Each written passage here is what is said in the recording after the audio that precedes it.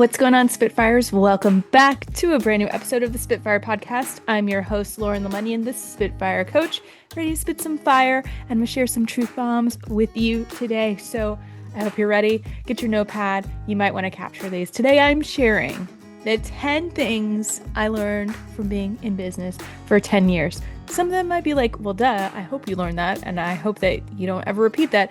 And some of them might not be so obvious. So if you're just starting a business, if you're thinking about having a business, maybe you've been in business for 10 years or longer, this might provide some inspiration for you as you're kind of navigating those entrepreneurial waters. Okay, these are not ranked in any particular order, but maybe you want to rank them for me. This was my initial brain dump. So here we go. Number one, everyone is going to have an opinion about your business, but usually it's not for you. You may have heard me share the story of when I first started my business and called it Spitfire Coach. I was told by two, can you guess the gender? They were men. There were two men that said, oh, Lauren, Spitfire Coach, that's way too strong of a brand. You're never going to work in corporate. Oh, you should change your name. I think they should have been wearing pearls because I felt like they were clutching them. And you know what? I listened to them. I listened to them because I was like, well, you've been in the industry, like you would know, like you are more experienced than I am. And so I changed my company name to what I initially founded it as, which was Lauren Lemonnian Coaching, because it's LLC. It's fun, right? But what I did is I watered down my brand so much. I was like bored with it. Like I had this very like blocky letter logo. It could have been cute, but it wasn't me. It wasn't the energy that I wanted. And so I had listened to this advice because I thought it was sound, but it wasn't for me. And so you are going to be flooded with tons of people who have insight on your business that have no business talking about your business. They have no business about your business. We like to say, mind the business that pays you. And so if they are not paying you, if they are not part of your target industry and your target market, you got to kind of look at it as like, well, what is this about? Is this projection? Are you like uncomfortable about something? Like, what is this? And so sometimes you might get some good nuggets, but I would just dig in a little more. And I wish that I had done that when I was getting started, say, tell me more about that. Because the reality is what they were saying wasn't entirely inaccurate. I just needed to lean into it more. I needed to become more confident in what I was doing to really come full out in being a Spitfire coach. Because now I'm just like, bring it on. Let's spit some fire. Okay. Number two, always charge more than you think you can. Now, why do I say this? Because never in the history of time has someone ever said, Lauren, the price on this invoice, I'm going to add a zero to the left of the decimal point. I'm just going to give you more money. No, that's never going to happen. What will end up happening is if an amount is too high, you have something called negotiations. You start looking at what is within the budget. But if you are already taking yourself out of the equation, if you're already lessening your value, you are taking money out of your pocket, out of your bank account, away from your family, away from the things you want to do.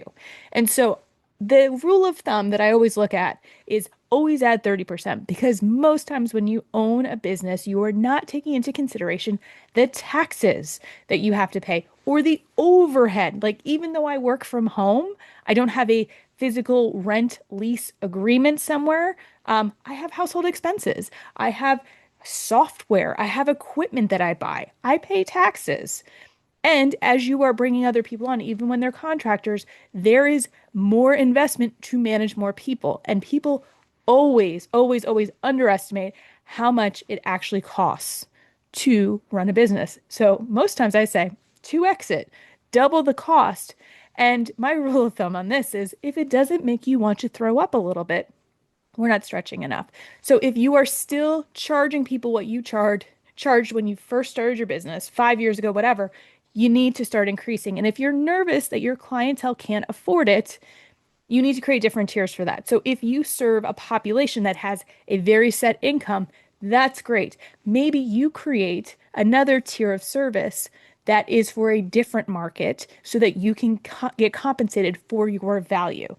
I think it's great and honorable that you want to continue to service people who are set in their income. I think that's marvelous. I actually have a lot of pro bono stuff that I do sometimes. But it's understanding how do you get paid and then how do you also take care of this? You can't let kind of the altruism make you broke because you got to pay your bills too. So make sure that you are charging what your value and your worth is and increasing that over time. Because guess what? The more experience you get in your business, the more that you are rocking and rolling in this, the more that you are actually becoming more efficient. So you're spending less time on it. And if you're billing by the hour, then they're actually getting a great deal. They're getting a great deal anyway, because if they're going through these massive corporations and consulting companies, the value is kind of garbage. I've looked at this stuff, it's not good. Sorry if you're working there, but it's just true. Like, it's not very original. It's kind of very watered down.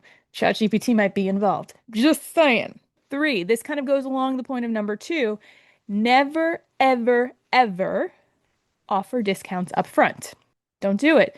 Now, if you are in retail, totally different, because you are using sales to kind of drive people through the door. If you are in a service provider situation, this is more of if you have a familiar person, or if you're doing kind of a discovery call or trying to bring someone through the door, and you start to shortchange yourself or lower the price before you've gotten into that final close, what you're doing is inadvertently lessening the value. You are bringing the perceived value down, and it's cheapening the relationship.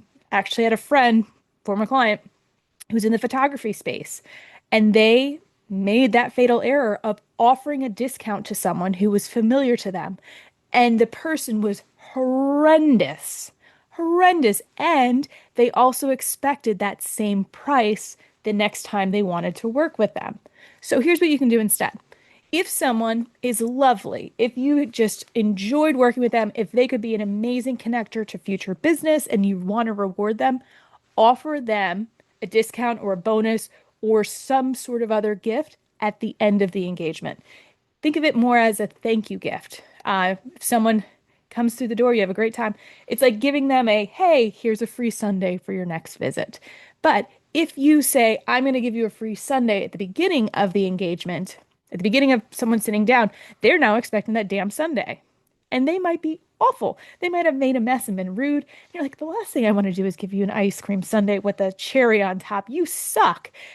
But then you're stuck because you've already created that expectation. So if you are loading this up at the front end, all you're going to do is just wait. I'm not saying don't do it. I'm just saying just wait to see how it goes. Because if someone is willing to pay you full price, let them. And also, you could give them like a free bonus thing at the end. Like they could get, half off the next time, or they could bring someone else in, or they could pay it forward to someone else. You can get more creative with this. But all we're doing is managing expectations and increasing our value. Number four, I feel like we're just talking about money so much in business, but it's so important because this was like all of the first like 4 or 5 years of my business. The fourth one is your friends and family are not your customers. They are not your clients, and therefore you should not be selling to them or marketing to them. And therefore you shouldn't be listening to them because they're not driving those sales. I remember being so disappointed, like thinking my friends and family were going to come through. And yeah, they did for like my book sales, but like very small amount of business has come in from friends and family. Family, not like at all. Friends, a little bit. But I was doing more contractual stuff for the organizations, handful of people. But I think we get too locked into this first circle of like influence, is friends and family. And really, where you have the most connection are kind of on the second and third level. Because I think that like friends and family have a locked in idea of who we are.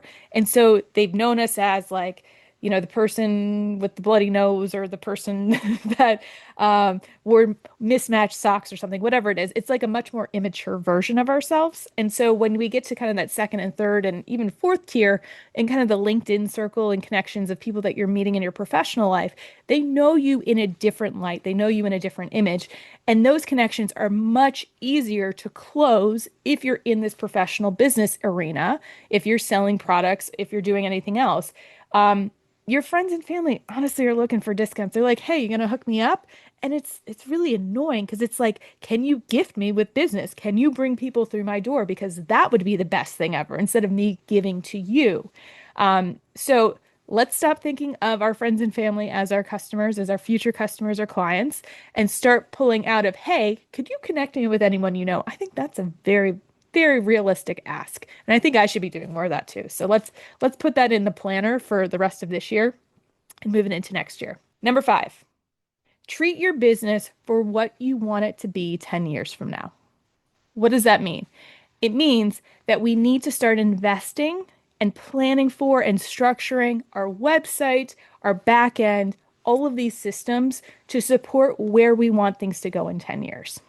Now, we might not even know where we want to be in 10 years, but most of the time when we're starting a business, we're kind of like duct taping, shoestringing it, like just crossing our fingers, hoping things don't break.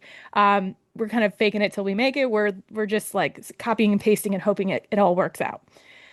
But if you start to think about who do I want to be in this business 10 years from now, or who do I want this business to attract in 10 years, we need to set up our systems, our processes, the way we communicate in a way that supports that. Because otherwise, we're going to hit a point where we've outgrown kind of this amateur hour, and then we have to do a whole system overhaul. And I think people wait until like, I have to make X amount of dollars, or I need to be generating this, or I have to have this many clients before I can invest in myself. And the reality is, you will hit a point very early on where you're like, this feels tedious. Like, I shouldn't be working this hard to onboard someone or to follow up. So this means bringing on a virtual assistant, potentially, absolutely bringing on bookkeeping. Like, you should absolutely have a separate banking system because you need to be filing taxes and you need to be managing your expenses and all that stuff. The way you're handling marketing and branding. If you don't have a website set up, you absolutely need that. Having a domain with your email address that's not at Gmail or Yahoo or Hotmail or AOL. Do not have AOL emails, people. It just shows how non-tech savvy you are. So you have to start looking at the things of where am I acting cheap and where do I need to start up leveling and investing. It's not as much as you think you are, as much as you think it is. And if you are fretting over $20 expenses or even like $70 expenses, I think answering the question of is this a hobby or is this something that I really want to invest in myself with? Is this something that I see becoming my like legacy? And if it's a hobby, then that's fine. But then I think you need to manage your expectations around it. And if it's your business, then you got to throw everything at it to make it work. Otherwise, it's not going to really work. It's not going to survive it.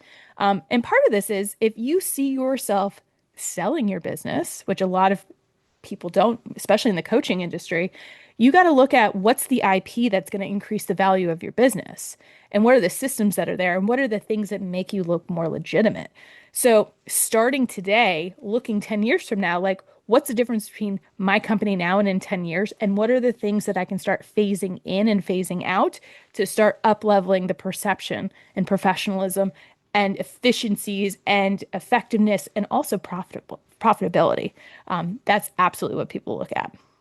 So think of it 10 years from now or whatever you're most comfortable with. But I think stop looking at it cheaply. Don't be chintzy. Like it's time to up level and invest and like really take care of it in the way that you want it to take care of you. Number 6, offload the things that you hate or aren't good at. I can't tell you how many times I've put myself on the struggle bus trying to convince myself that I was a video editor, that I was a social media manager, that I was all of these things, or a bookkeeper. I had to do it for a nonprofit for like 11 years. And I even had a finance person, but I had to go through it and like look through things and I had to manage websites and do marketing. And it's like, just because I could did not mean that I loved it. I actually really despised it. I'm really good at strategy. I love to bring consensus together. I love big picture, but like minutia detail, it just kind of makes me crazy. So here's what I would suggest. Make a list of the things you absolutely love to do, the things you can do, and then the things you hate to do. They should not be in all three because that would be weird. It's like love, hate, and can't. And then start looking at where can you start farming this out? Now, if you say, Lauren, I can't afford this, I'm telling you, you can. You can get contractors at a very low hourly rate to do simple things, but you've got to be specific in what you need. It can't just be, I need marketing. You need to be clear about what does the cadence look like? What parts do you need to hand off? Is it in the messaging? Is it in the scheduling? Is it in the graphics development? Is it in the overall strategy? You're going to be investing in the front end of this, but ultimately it becomes a well-oiled machine. I would first start with getting a virtual assistant. What are the things that you can kind of offload administratively for a very reasonable hourly rate? Because your hourly rate is much higher than someone else that is doing bookkeeping or data entry or email outreach or anything else, presumably because you're the head of the company, right? So you have to look at what you can move off.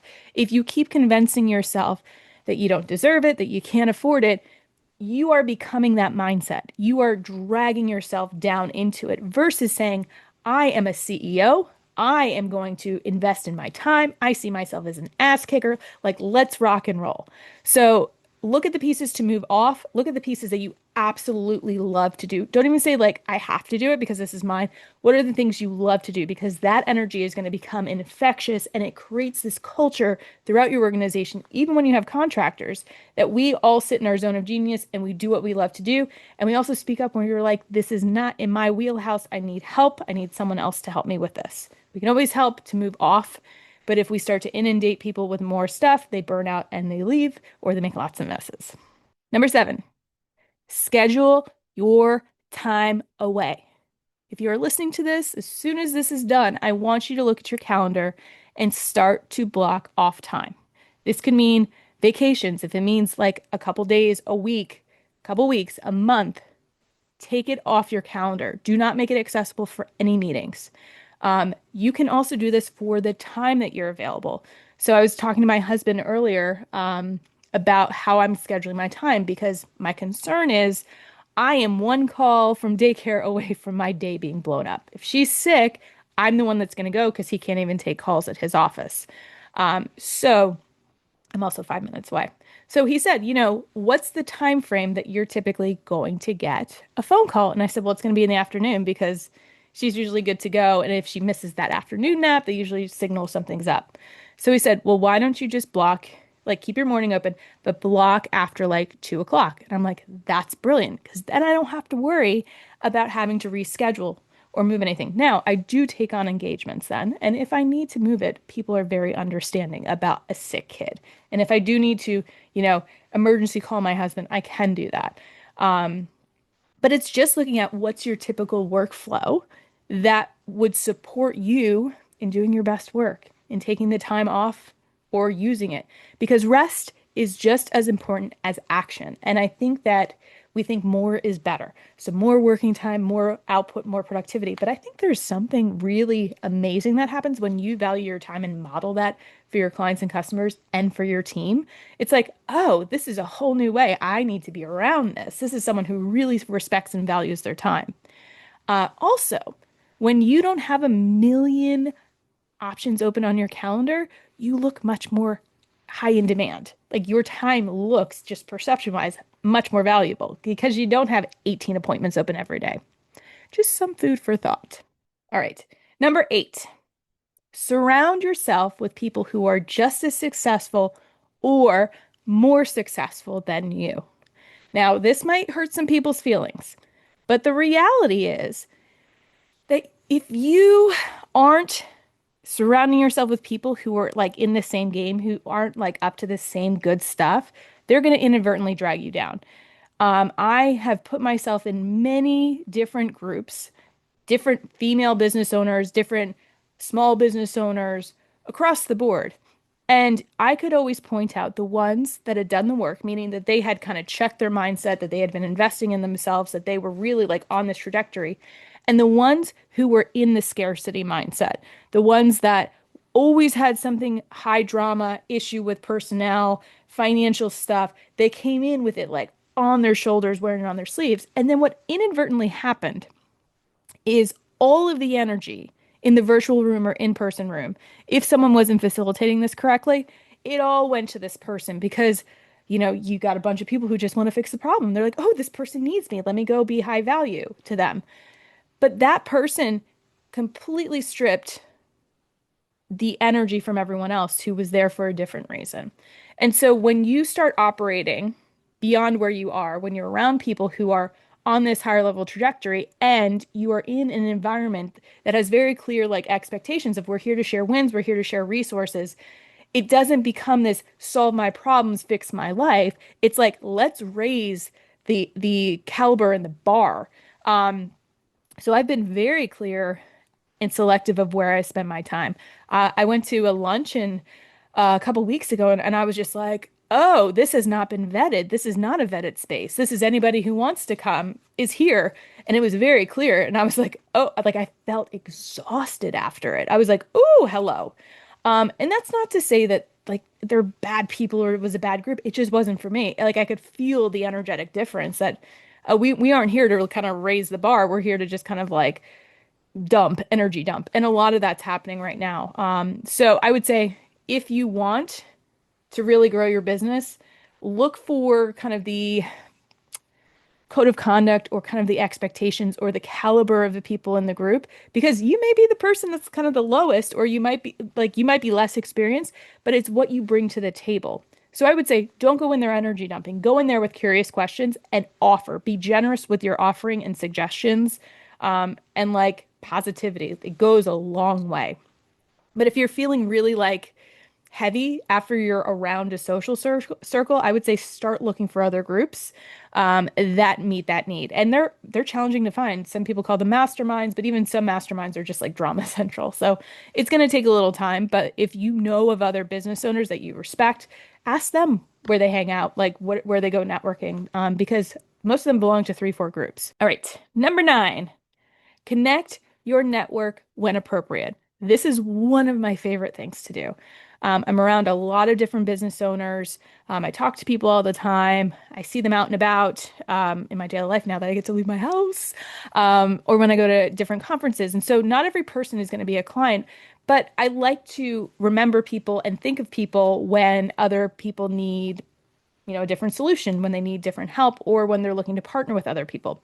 So I just recently did it. I met someone and I connected them with 3 of my contacts. And I don't do that with the expectation that, oh, that they're going to send business my way. To me, if I can help someone make a connection that like rising tide brings up all ships, it's all good. It's my karma points. But what it does is it plants the seed for everyone else that's involved of like, oh, I got to think of this person the next time. Not even me, but this kind of like exponential like farming out of seed planting. People naturally do this all the time in the corporate space, but we don't think about it as small business owners. And I think we need to do a better job at promoting one another and like supporting one another, whether it's on podcasts or in referrals or speaking at conferences or just being in the room of like, hey, we should invite this person in. That social small business network is so important because we're all usually by ourselves. So the more that you can connect others, refer out, the better. All right. 10th, we're finally here.